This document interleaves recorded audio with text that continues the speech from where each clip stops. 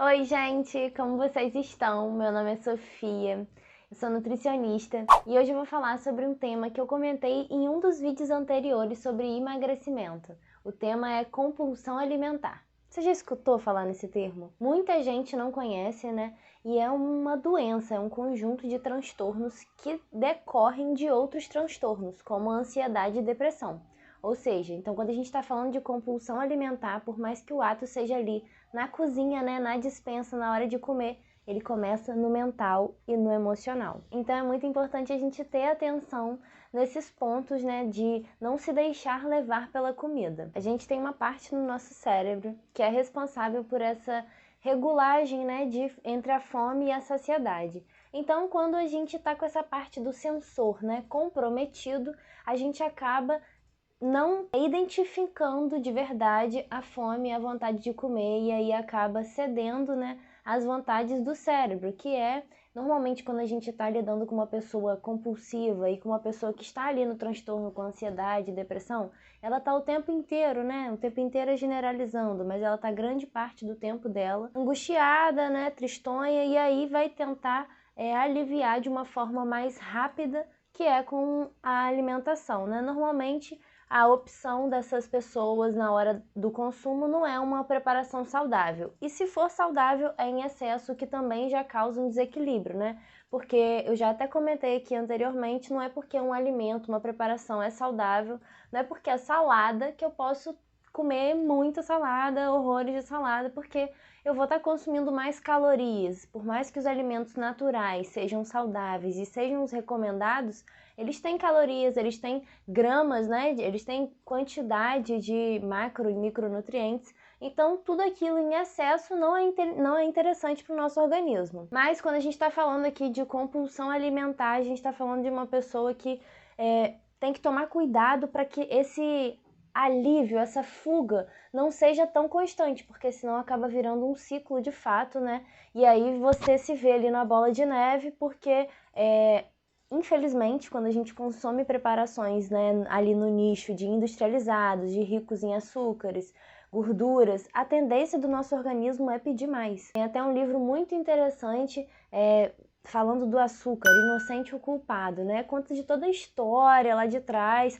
e, de fato, como ele age no nosso organismo, porque é uma droga, uma dependência química, né? Acaba sendo química por causa das sinapses no nosso cérebro que pedem por açúcar. Então, quando a gente está falando de compulsão alimentar, a gente está relacionando tudo isso, principalmente porque começa no mental e começa no emocional. Então, esse senso de recompensa que existe dentro da gente, às vezes, com a alimentação, é desfavorável, né? Nesse sentido de acabar te deixando próximo de desenvolver um transtorno realmente. Mas aí, quando a gente está falando causa, a gente não tem uma causa em específico, já existem vários estudos e o que aponta é que provavelmente o cérebro dessas pessoas com compulsão alimentar, eles confundem, né, esse sensor de fome e saciedade.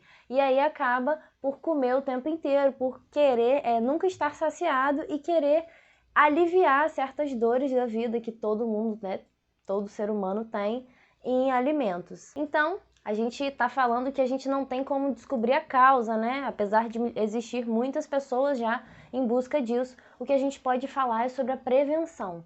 Então, o ideal é a gente não beliscar o dia inteiro, por exemplo, a gente dar preferência às refeições principais.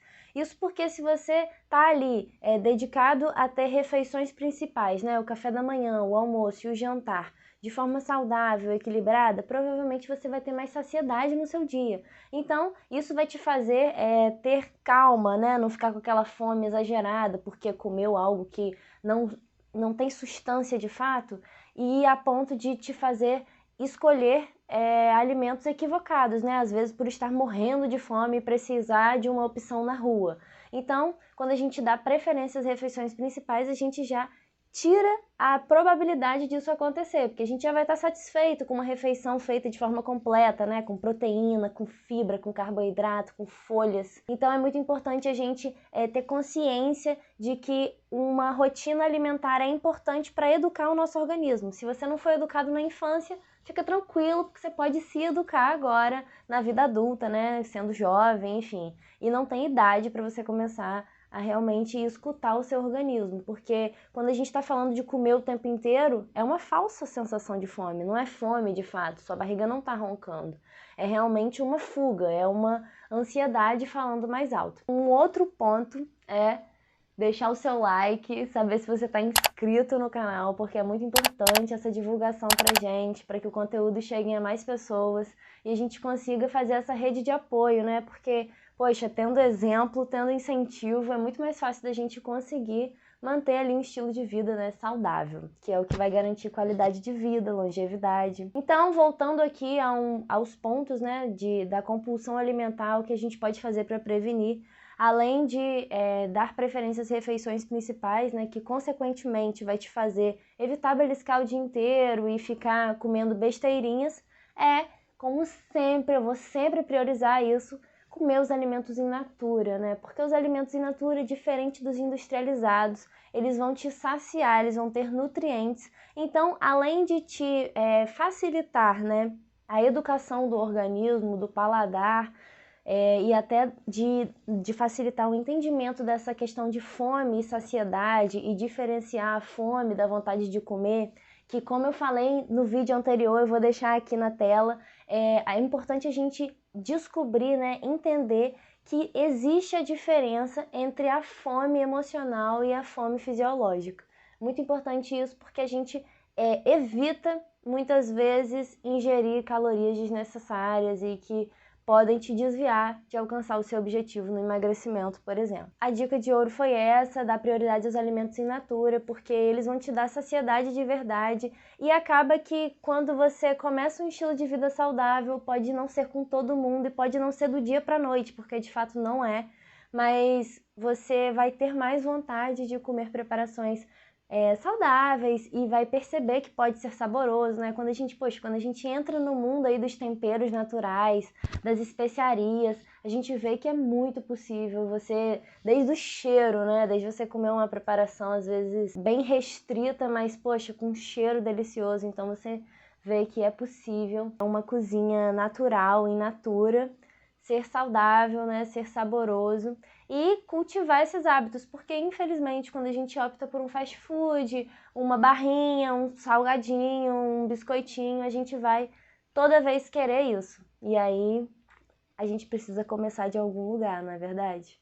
Então, se você curtiu o conteúdo, se você quer saber mais sobre saúde, sobre estilo de vida saudável e quer tirar suas dúvidas também, por exemplo, quando a gente fala de transtornos alimentares, né, como a compulsão alimentar, se inscreve no canal, compartilha com os amigos, com os familiares, com quem estiver disposto a ter uma vida saudável e longa.